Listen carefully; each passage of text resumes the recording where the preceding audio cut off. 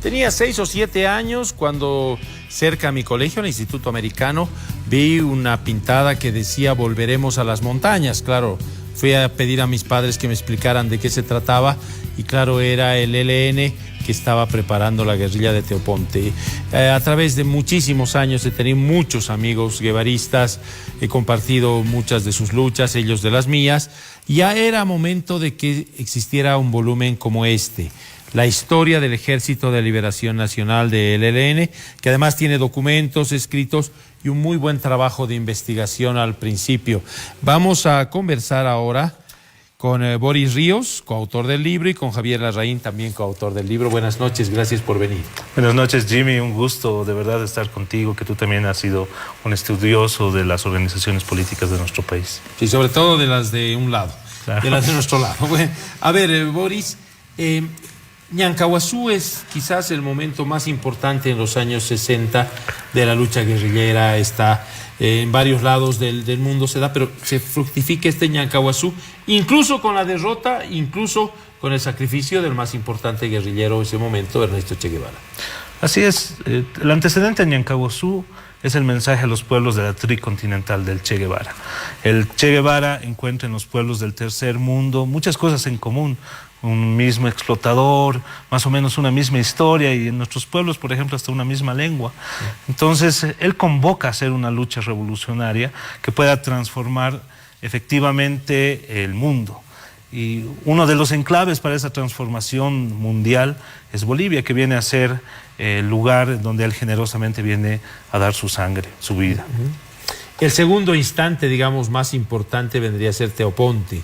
La gente que sobrevive, sobre todo el Inti Peredo, organiza el ELN y se lleva a lo más importante, a lo más granado de la dirigencia universitaria de todo el país. Hay gente que dirigía la FUL de La Paz, gente que dirigía la FUL de Trinidad, en fin, de Sucre, de varios lados, y la Confederación Universitaria Boliviana también, como los Quiroga Bonadona.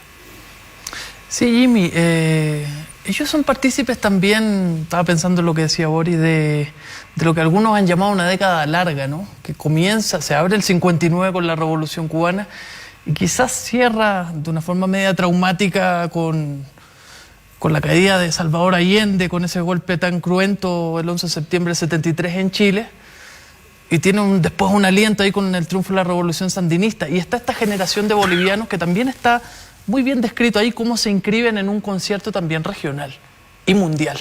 ¿Ya? No es una lucha aislada, son los universitarios, como dices tú, de aquí de La Paz, son grupos cristianos también. De la democracia cristiana, sí. De la democracia cristiana. Están algunas de las cartas de despedida de estos guerrilleros cuando se van a las montañas, pero existen también cristianos en la Argentina. Está en Chile el movimiento Cristianos por el Socialismo, el legado de Camilo Torres, que había caído combatiendo con el ELN colombiano poquitos años antes. Estamos viviendo ese movimiento en la iglesia. Entonces yo creo que, mira, uno de los aportes es ese estudio introductorio que dices tú, que no es la historia del ELN, decimos ahí, son apuntes para una historia. Ojalá esto sirva también de investigación, hablábamos, donde puedan salir distintas aristas, donde los muchachos de licenciatura en historia el día de mañana puedan abrir una beta de historia social de forma más robusta en la historiografía boliviana, ¿no? Porque hay muchas, como dices tú, pueden ser jóvenes, pueden ser religiosos, hay mucho que investigar todavía, y este es un intento por contextualizar esa serie de documentos, esa experiencia, e ir contextualizándola en unas cuantas paginitas, un ensayo de unas 80 páginas, donde poder enmarcar esa parte de la memoria de la historia de la izquierda de este país. Ahora, claro, como son apuntes, hay cosas que faltan, y si me permiten una humilde crítica, falta, por ejemplo, la huelga de hambre de las 4 mujeres mineras contra Avance. De esas 4 mujeres, 3 eran militantes del PRTB-ELN, una era del POR, fue una alianza entre el trotskismo y el guevarismo, que a través de la historia de América se ha dado muchas veces, pero ahí está, creo, la base de lo que fue luego la caída de la dictadura, porque a esa huelga se sumaron mucha gente para llegar a la amnistía irrestricta, y no he encontrado aquí, así que en los próximos apuntes... Falta revisar, Jimmy. ¿Sí? Sí, justamente ese relato está ahí, porque una de las mujeres que está en la huelga tiene parentesco con José Pimentel. Era su esposa. Ahí era su esposa en ese momento.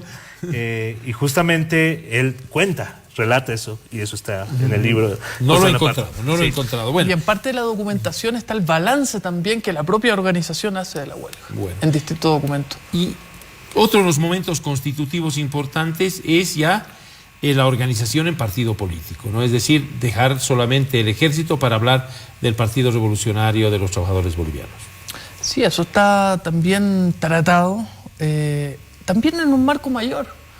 Partido Revolucionario de los Trabajadores de Bolivia, que tiene su homólogo también en la Argentina, el Partido Revolucionario de los Trabajadores que dirigía Santucho.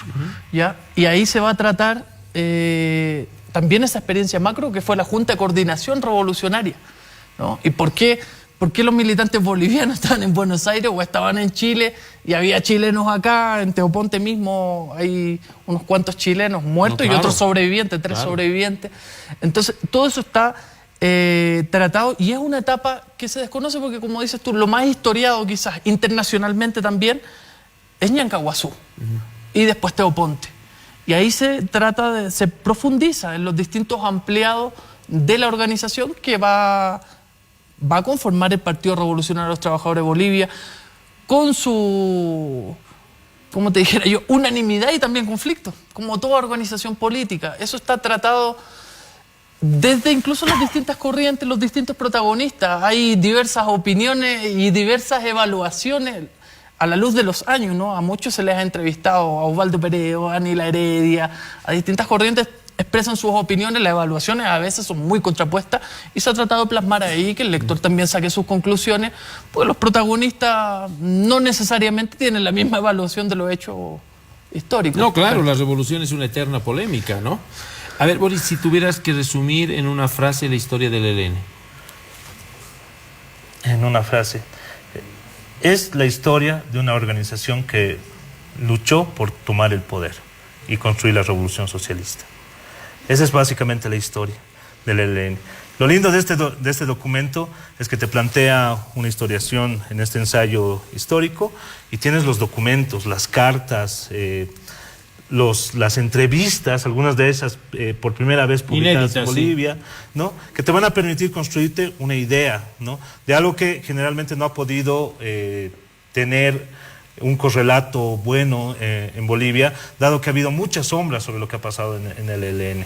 Por ejemplo, el tema de Teoponte, muchas veces desde una mirada liberal, han tratado de desmerecer, digamos, la inclusión de campesinos dentro de la guerrilla de Teoponte o los resultados que ha tenido la guerrilla posteriormente en el tema político en Bolivia.